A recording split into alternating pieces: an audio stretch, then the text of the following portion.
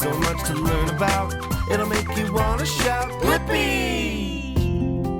Hey, it's me, Blippi, and I think we should draw a panda together. Since pandas are black and white, and the paper is white, I'm gonna grab a black marker, and I'm gonna draw a circle for the head. Whoa! And then a circle for the body.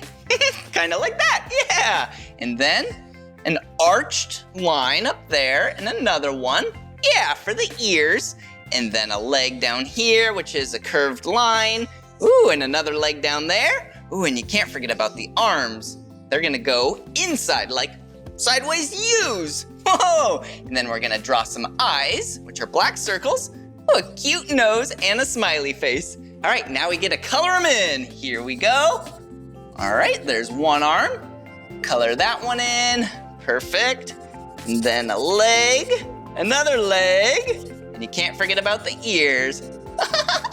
Wow, if you like pandas and love drawing with me and want to draw some more, all you have to do is search for my name.